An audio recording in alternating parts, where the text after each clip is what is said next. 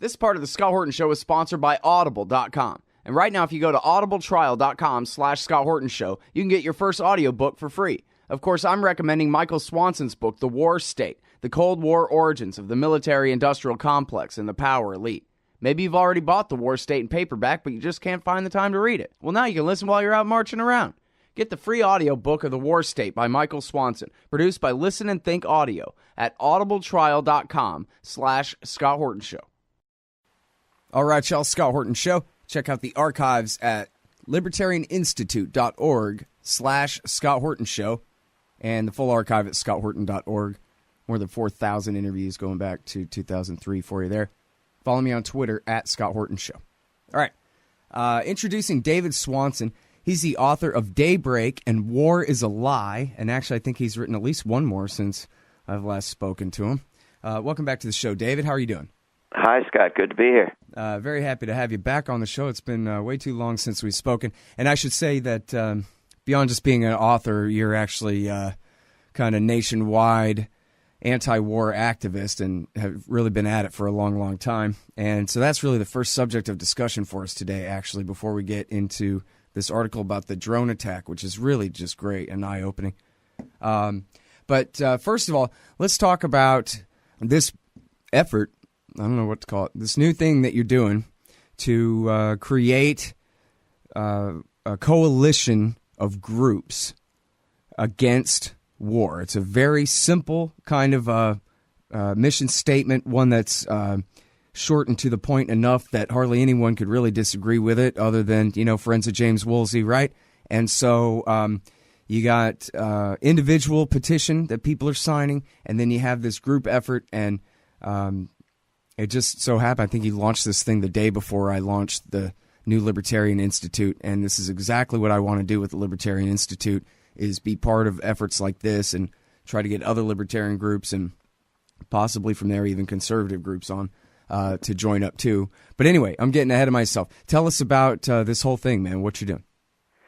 Well, I guess you're referring to this petition, which we have at rootsaction.org, and people can go there and organizations can go there, rootsaction.org, and scroll down a little ways, and you'll see a big graphic that says, tell the next U.S. president no more war.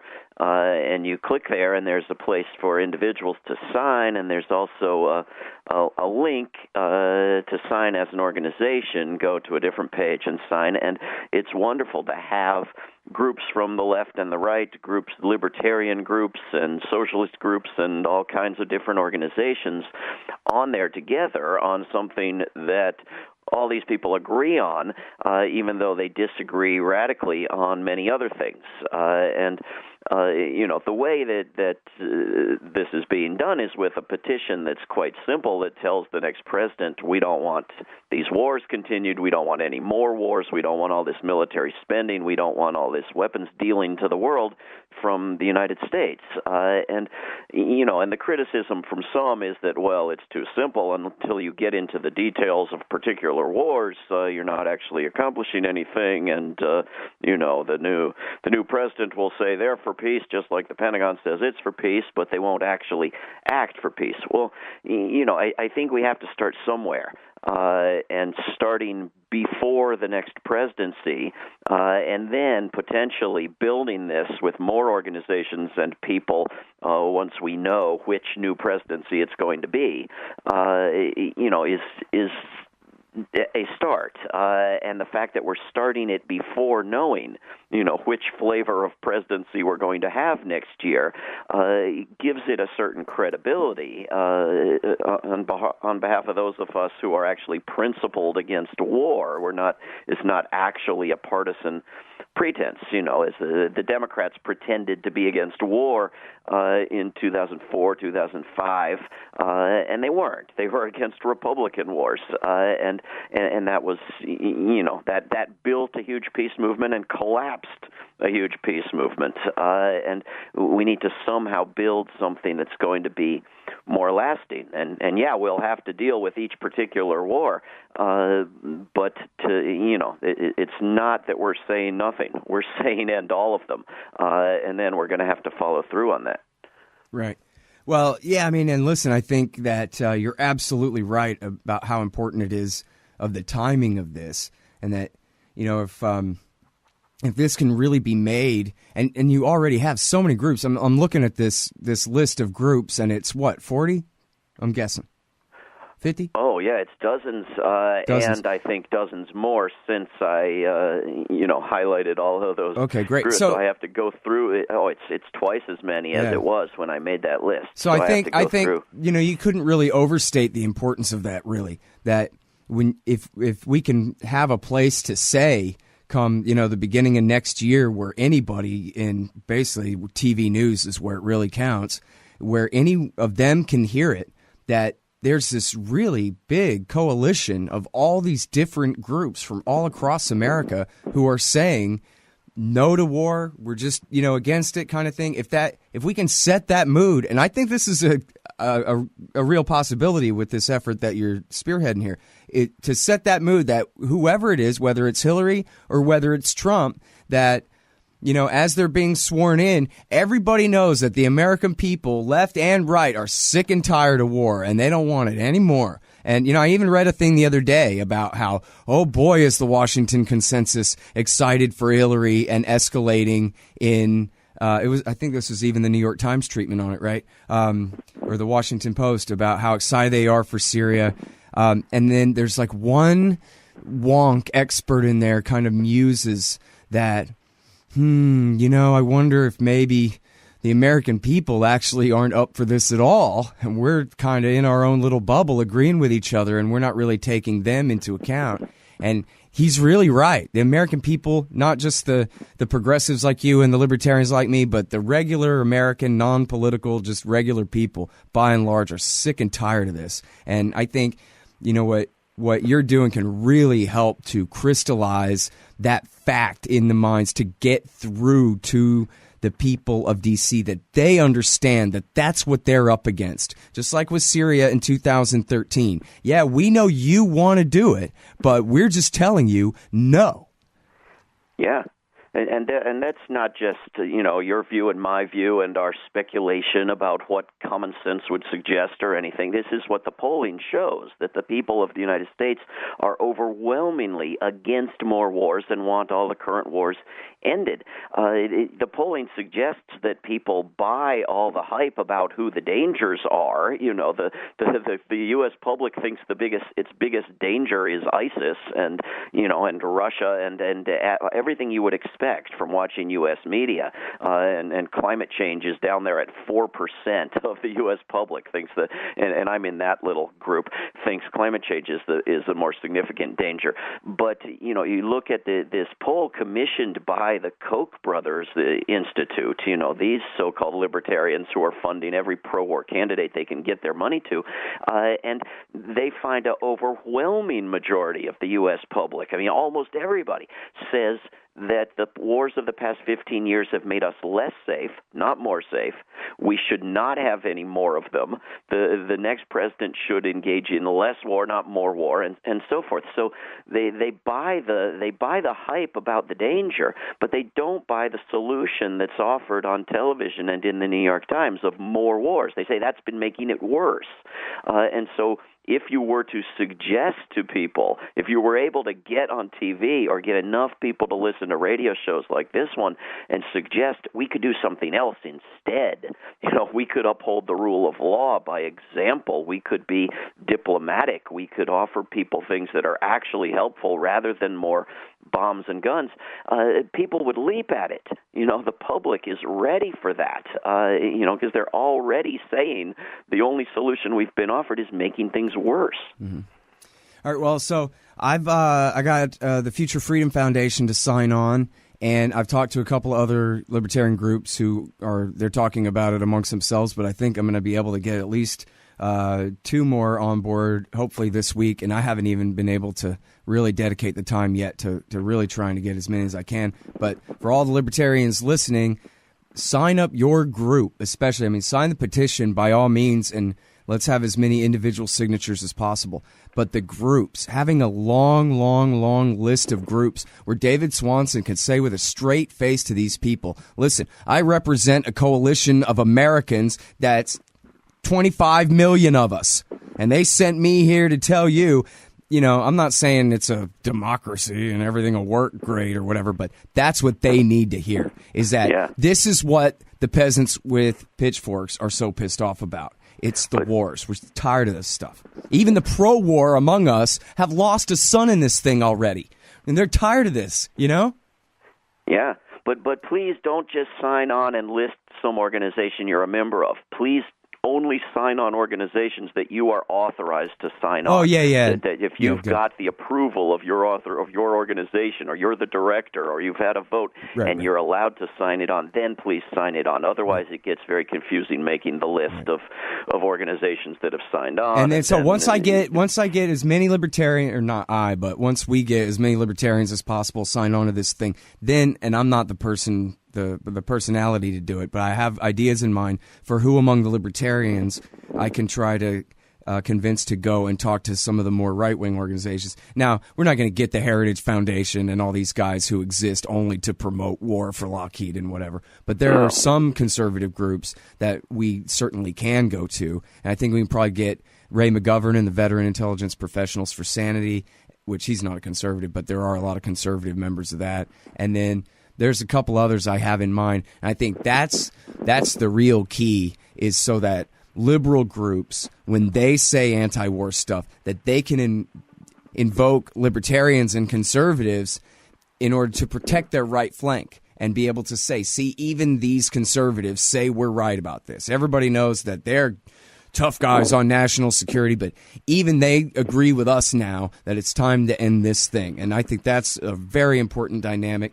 And then I also have in mind a couple of politicians in the House and the Senate. I think you may have some as well. And then that'll really help, too, to get some national exposure to this, especially if we could get a senator to pick this up and advertise it and make a big deal about it, Absolutely. And if Veteran Intelligence Professionals for Sanity helps in this regard, I will ask them to sign on as soon as I get off this call. But I was going to say, I could call Ray. I only was thinking of that. Well, he's in Germany, but and I don't think he can decide by himself. But we can certainly get them to sign on, and many others. But there will be groups on the left, the Center for American Progress, and the different supposedly activist organizations that exist to do whatever Hillary tells them, and even to push more war on the Democrats. They're not going to sign on, just like the Heritage Foundation on the right, and these groups are not going to sign on. But if we have a cross-section from left to right of all the organizations that are not bought and paid for by the weapons makers, then we've got something that we can have in motion by Inauguration Day, that we can deliver to the transition office of the next president prior to Inauguration Day, and we can try to cut short the whole traditional idea of giving somebody a honeymoon. You've got Michael Moore in his new movie pushing the wonderful, glorious awesomeness of Hillary Clinton, promising that if she hasn't done everything right, everything I fantasized that she would do if she were completely different from who she is in the first 2 years, well then, in the second 2 years, I'll run a joke campaign for president against her as a candidate. I wish she would just have a heart attack already. Now, Unbelievable. Yeah. So we're gonna have to go around Michael Moore, and that'll be difficult, but I think we could do it. Yeah, no, man. So I'm really excited about this, David. And you know me, dude. I basically just sit here and do pirate radio all these years. And, it's been a while since I was on pirate radio. But anyway, I'm not this kind of activist. I haven't been. But I do have a hell of a Rolodex now that I think about it. And I really want to try hard to do stuff like this. And I think that, I barely even know where to begin, but I'm thinking there's so many groups that are political groups that aren't really anti-war groups at all, but are just regular people who are organized around local issues in their town, whether it's an environmental group here or it's a hunting rights group there or whoever the hell it is, the Rotary clubs, or I don't know, man. We ought to be able to get any and everybody on board for this thing, right? Like, I'm not trying to convert everybody to libertarianism here. I'm trying to say, hey, 300 million Americans, are we tired of this yet or what, right? All of us. This is something that we can all agree on without having to change our mind about anything. We already all think this, right, everybody? And just, I don't know exactly how to do it. And by the way, that's a call out for help, too, for people who get the bug and get the idea that, hey, instead of having a lot of diffused anti-war efforts that don't really accomplish a lot, maybe this could be the thing. The coalition of coalitions of coalitions of groups saying hell no to the war under President Hillary or Trump, whichever.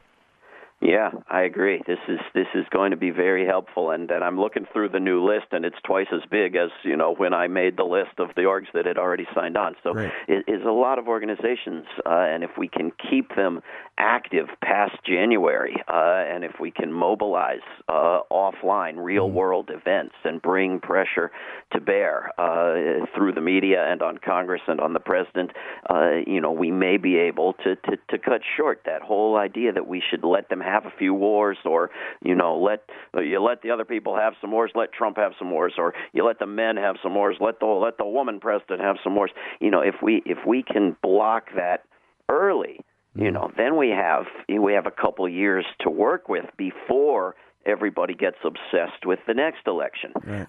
And this is what it takes in U.S. politics now. It takes getting the ball going as fast as you can and then getting something done before the next election drains everything out of the world of activism. And so, and here's what I really love about this statement here, where we call on you to end perpetual war, new president.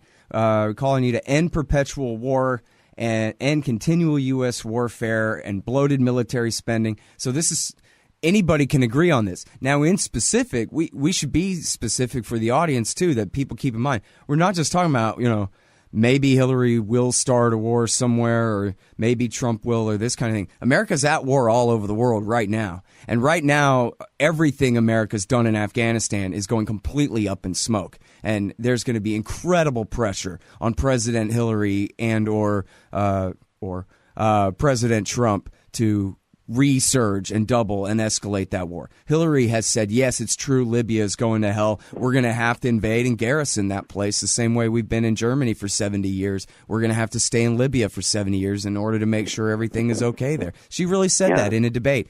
Syria, of course, is going to hell. Both of them want to bomb East Syria. Hillary wants to bomb West Syria, too.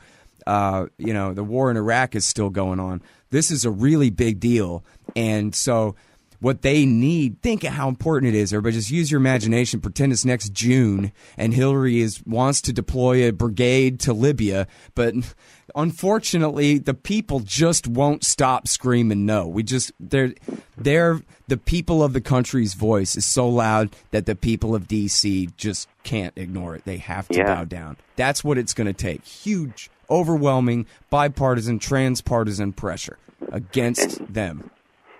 And it's not just the new wars that a new president's going to cook up by June, and it's not just the wars they're going to jump on in late January. It's later this week that President Obama asked Congress for a war supplemental spending bill to have extra money lying around in January for, a potential assortment of wars to be continued, escalated, or created. And, we have to have, all the people who've been putting so much energy into the stupid, broken, corrupt election system who are going to be burnt out this Wednesday, they better get their acts together, because they're going to be pushing through the Trans-Pacific Partnership. They're going to be pushing through a war supplemental spending bill for all variety of wars, and they're going to be pushing through things like undoing the right of 9/11 victims to sue Saudi Arabia, or at least the right of anybody else to sue any other foreign countries for their wars and lesser acts of terrorism. They're going to ram through everything they can, every unpopular measure they can come up with just after the election, when everybody thinks their supposed work is done and nobody's paying attention and everybody can be counted on to have forgotten it all 2 or 4 years hence. So, we've got to get this going. We've got to get our act together, by the end of this week, which is also when the new president, whichever it is going to be nominating the most disastrous portfolio of henchmen to run their cabinet. All the horrible proposals for, Trump's drinking buddies or Hillary's, partners in past war crimes, Victoria Nuland and Madeleine Albright types are going to be getting their names put in circulation. We've got to be on the ball, this month. Hey, Scott Horton here to tell you about this great new book by Michael Swanson, The War State. In The War State, Swanson examines how Presidents Truman, Eisenhower, and Kennedy both expanded and fought to limit the rise of the new national security state after World War II. If this nation is ever to live up to its creed of liberty and prosperity for everyone, we are going to have to abolish the empire. Know your enemy. Get The War State by Michael Swanson. It's available at your local bookstore or at Amazon.com in Kindle or in paperback. Just click the book in the right margin at scotthorton.org or thewarstate.com. Absolutely. All right, and so now let's talk a little bit about Bloody Murder here, because that's the name of this game. And, you know, I don't know, I guess conservatives would rather hear just about how expensive it is. But, you know, I don't know, man. Anyway, I care. And this article that you wrote, How Drone Pilots Talk, is just such an eye-opening thing where I guess we've all seen, there's been a couple documentaries on Frontline and this and that, I guess, where they show the drone pilots sitting in their seats, and I guess we've heard about some of them having PTSD. There was the 4 drone whistleblowers talked a little bit about their experience. But on the other hand, that's basically, you know, that all amounts to almost nothing compared to this massive drone war that Barack Obama has waged since his 3rd day in office. David, in Afghanistan, in Pakistan, in Yemen, Somalia, and, of course, Iraq and Syria as well. And so this is what you got here. You got a transcript of the entire conversation leading up to a strike on some men, women, and children, innocent civilians, in Afghanistan in 2010. And, you know, your focus, I guess you can't help it, right? It's because you don't have all the pictures and everything. You have the language that the military uses, that these enlisted men use as they're discussing whether or not to kill these people, and you found all kind of insight. So you want to take us through this a little bit? Yeah, people can go to davidswanson.org and click on the article, How Drone Pilots Talk. But this was, you know, from 2010, February 2010, drones involved in a series of missile strikes, 3 missiles into 3 vehicles on a road in Afghanistan, all of them full of men, women, and children, completely innocent civilians by everyone's definition. And, you know, there exists video and audio of every drone murder of the past decade, and you know, we don't have access to any of it. None of it has been shared with the U.S. public. You know, in our so-called democracy, all of this being done in the name of so-called democracy. And I didn't know that we had a transcript of one of these incidents. We do. I mean, it's somewhat incomplete. We don't know how many words are missing. There are pieces that have been bleeped out, but we have a written transcript of presumably most of the conversation that happened for hours leading up to this attack and for a better part of an hour afterwards. And the ACLU actually got this 5 years ago, and the Los Angeles Times wrote about it. But I didn't pay much attention until this new movie came out called National Bird, where the national bird, of course, is the drone, and this is a completely non-fiction, straightforward, truthful movie with a whole with 3 key drone program veterans, not any of the 4 that you mentioned that we've seen publicly, but these are new people, and drone victim family members in Afghanistan that one of these former drone operation veterans goes and meets with. And they've taken this transcript in this movie, National Bird, they've taken part of this transcript and dramatized it. So they knew what kind of vehicles, what kind of road, what the video would have looked like, more or less. So they've recreated the video and used actors' voices to read the exact words from the transcript. And it's far more powerful than, for example, the collateral murder video of the people killing in Baghdad, because these are drone pilots, people sitting in a box in Nevada, eager to kill, thirsty for blood, demanding permission. You know, you keep saying they're children. I don't believe they're children. Why can't you spot a gun instead of a child? Why won't they tell us they're guns? And they keep finding children. You know, complaining about the other office of the U.S. military that's holding them back, that's saying, hey, we think there may be some children, or hey, we're not sure any of them actually has a gun. You know, as if 3 carloads of commuters through a dangerous part of Afghanistan might not have a gun. And if they had a gun, that would be justification to blow them all up. And talking about, well, if it's a male and if he's over 10, if it's double-digit age, hey, that's good enough, military-age male, we can blow them all up. And this is not to suggest that we should find out who these drone pilots are and blame them or crucify them. I mean, they are more than likely suffering terribly from what they've done. But this exposes a program, a mentality and a culture within a program that has absolutely nothing in common with what we're presented with by speeches from Barack Obama, with fictional dramatizations like the movie Eye in the Sky. I mean, it has absolutely nothing in common with the idea that you avoid killing civilians. I mean, here they are in this transcript talking about calculations of how many children would it be okay to kill if we're killing adults. The idea that we will only use a drone strike when there is near certainty of not killing any civilians. Well, if there's got to be near certainty of 0, then how can you be calculating how many is all right? And so it ought to be eye-opening, and it's the only actual piece of reality from out of the actual non-fictional drone program that anybody has access to. So people should go and read that transcript or see this movie, National Bird, opens in New York this week on Armistice Day, what some people call Veterans Day, and see for themselves, because it has nothing to do with the myths we've been fed. The thing is, too, man, all you have to do is put shoes on the other feet for just a second, right? If you had quotes of Afghans talking about American children that they're killing like this is the definition. This is what proves that they are barbarians and that it's okay to kill them, right? It's as simple as that. This is what our government would say. Look at these people. They're barbarians. Look at the way they talk about killing children. And that's what they are. Now, here's the other thing that I really like about it, too, is all the Orwellian newspeak. And this is my favorite thing about the military, really, is all the language. Everything has an acronym and everything has a new name, and nothing is what you call it in real life. And one I remember from the Iraq War, Sergeant Fishback, or maybe he was, I forget his rank, but Fishback was one of the whistleblowers from the military special forces torture regime there at Camp Nama in Iraq. And he said, well, they had a thing where, one of their detainees would be called a PUC, P-U-C, person under control. So then, once you're a PUC, you're not a person, you're a PUC.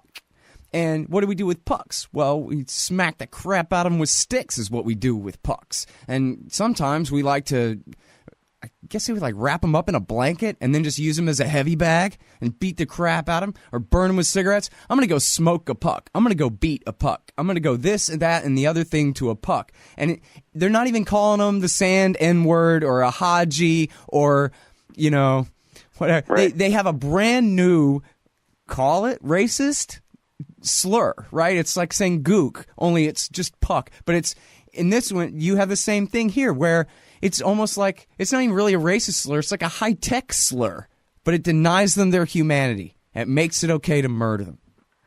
Yeah, that's right. And they use, instead of calling things cars, houses, pedestrians, people walking around, they use terms like vehicle, compound, dismounts, egresses, movers, and they, once they've killed somebody, they talk about them as bug splat. Bug splat. They're not humans. They're insects, right? And this is you watch this Netflix show called Black Mirror. They've got this episode about war where in the future they've programmed the soldiers to literally see the enemy as monsters with fangs and weird faces and so forth. And they're ordinary humans, and they're trying to figure out how to deprogram the soldiers to see them as humans. And they talk about the enemy as roaches. They call them roaches, and they literally see them as part roaches. This is how you distance from the crime. People are sitting in a box in Nevada. They're physically distant. They're able to think of themselves as psychologically distant from the crime, and they're looking at these little blurry green, linear figures on a computer that looks like it was made in the 1980s, and they're saying, let's take out those. I see definite tactical movements whenever anybody moves. They're putting people in the car. They must be loading up some civilian shields, and they fantasize because they're imagining what they want behind these little fuzzy blurs on their computer screen, and yet they still suffer PTSD. This young woman in this film, National Bird, it has the military recognizes her and funds her for having PTSD. She has moral regret. She has guilt. She has suffering for what she did, even though she was thousands of miles away from where she did it. And she has friends who were in the drone program with her who, like her, weren't even pushing the button, but were telling other people when it was okay to push the button, who have killed themselves, and others who have become so alcoholic they just can't speak out about it. So she says, I don't like speaking out about this.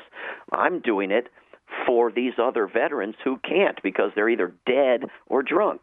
So it's not as if there was one person who had a hard time in the drone program and should have had a different job, as Donald Trump would say. Yeah. No, the PTSD and the suffering and the moral regret are if anything more intense in the drone program than outside of it.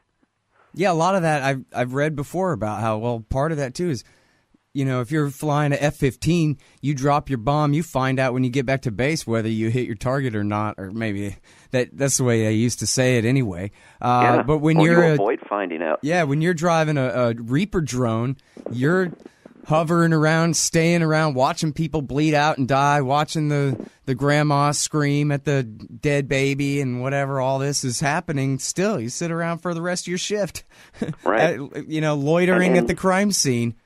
And sometimes it's people you've watched for weeks, so you know something about them, and then you kill them, and then you watch them bleed to death. Even though it's a fuzzy little video, that's what you're watching. Yeah, and see, this is where I like about the language thing. I mean, not like, but you know what I mean. Dismounts and movers. I like that. Those are, as you explain in here, that just means pedestrians, or a dismount is someone who gets out of a car. But now they're not a person who got out of a car. Now they are a dismount, and it just has built into it that we already know that this person is militant or is militarized, is a target to some degree. This isn't a question of. Basically, that puzzle's already been solved, whether this is just a civilian or not. If it was a person, you just call it a person. The fact that it's a dismount and a mover and that their moves are tactical moves, it just goes to show that by changing the language, the way the Army changes the language, it puts the operators in the position, because they have to use it, right? That's right. They have all the presumed guilt built into the way that they put it. Then, as you're saying, of course, they know in their brains, these are adult human beings who know ultimately that this is all BS, right? That these are the lies we tell ourselves when we drone murder people. And that's why the depression and everything, as you say, it's not really PTSD, it's moral injury. Geez, I don't know. I had a license to kill, but it wasn't really right what I was doing, Yeah, but these presumably young men and women, we don't know if they're men or women, in this transcript, they've more or less convinced themselves that these are all fighters. They see 3 or 4 people get together, and they say, well, that's a commander with a security guard. And anybody leaves the group, they describe them as squirters. They're squirting out of like they're, some inhuman blob. And they've got themselves fully convinced. But then toward the end, once they've killed most of these people, and they see that bizarrely none of the survivors are running. They see babies in parents' arms. They see not a gun in sight. They start having a little bit of doubt because they really had convinced themselves otherwise. They weren't looking for excuses to murder men, women, and children. They were convincing themselves that these were dangerous monsters. And when that's thrown into doubt, they're hit a little bit with that toward the end of this transcript. But the whole thing reads, so outrageously because we know, after the fact, we all know, as a matter of fact, an admission by the U.S. military, that this was all a convoy of civilians, that these were all men, women, and children, in fact, from a different ethnic group from the Taliban in the area, who were themselves more afraid of the Taliban than of, U.S. drones. They had no idea. And these are the people supposedly being liberated and protected and so on. And here they are on the basis of nothing being observed and identified as evil monsters. And one of them takes a step, and I saw a tactical move. It would be comical if it weren't so horrific, because we know the reality, and we know that there isn't any more substantive evidence to the contrary than what we're reading here, and it's just ludicrous. Yeah. Well, and my favorite phrase from the Iraq War is Robert Gates on the collateral murder video that you reference in here from the Apache helicopter fighting in Sadr City in 2007 from the leak from the heroic Chelsea Manning, where Robert Gates says, "Oh yeah, well, but you're just looking at the war through a soda straw. And so, okay, that looks bad and everything, but you don't get the context." But then that's the joke, right? Is he's the one looking through the soda straw. We're the ones looking at the real context. Was he doing fighting against Sadr in Sadr City when the whole war was for the United Iraqi Alliance that Sadr was a part of, to put him and his guys in power? What the hell were they doing fighting against him? And you know what I mean? In this one, okay, yeah, but you don't understand the context. Got to fight the Taliban. But why? Are they even the Taliban, or they're just, fighters from around there because it's their country where they're from and they're defending it from foreign invaders?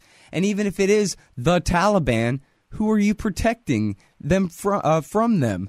You know what I mean? The whole thing is completely ridiculous. The only way you could justify what's going on in Afghanistan is by looking at it through a soda straw and saying, "Oh my God, look, a man with a gun.